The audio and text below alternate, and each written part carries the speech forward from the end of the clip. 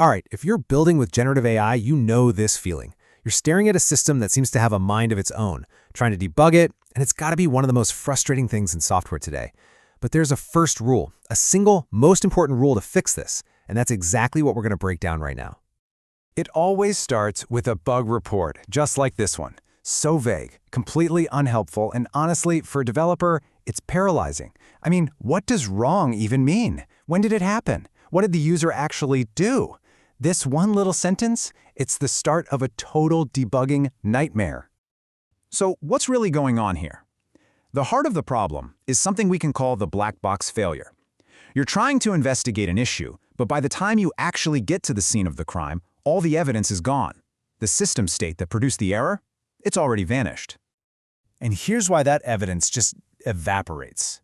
A GenAI system state is incredibly fleeting, It's not like traditional software. The final prompt your code pieces together might only exist in memory for milliseconds. You've got context being pulled from vector databases, tools being called on the fly, guardrails messing with the output, and even simple retries can totally hide what really caused the initial failure. The bug's original environment is just gone, almost instantly. Okay, so let's really get into why this is such a uniquely painful challenge. And look, it's not just you. These bugs are fundamentally harder to track down than what most of us have been dealing with our entire careers. And this table just lays it all out, doesn't it?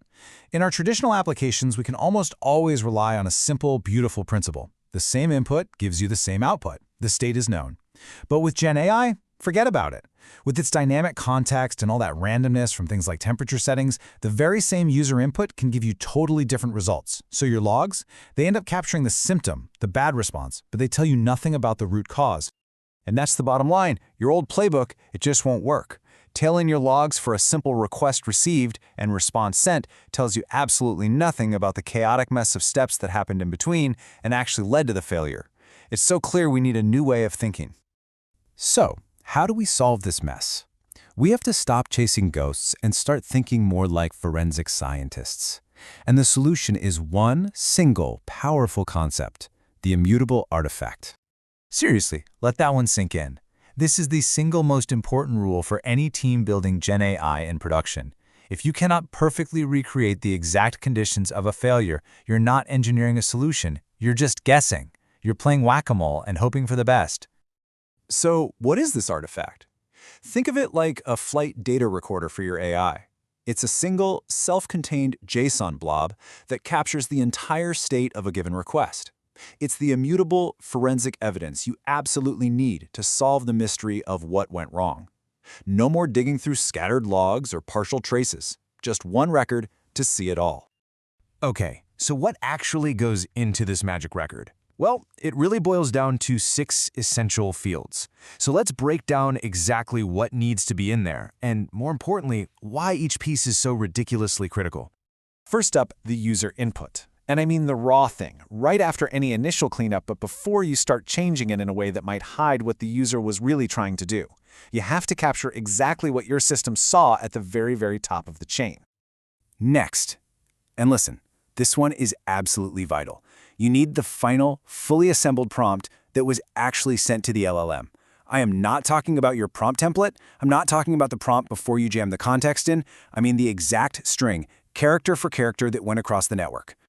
And here's why that is so important. 9 times out of 10, maybe even more, when someone says the model is acting weird, the problem is not the model. It's a bug in your code that put the prompt together. Maybe you accidentally dropped a new line character, or the context formatting got messed up. Without that final prompt, you will chase these bugs forever. Let's talk about context.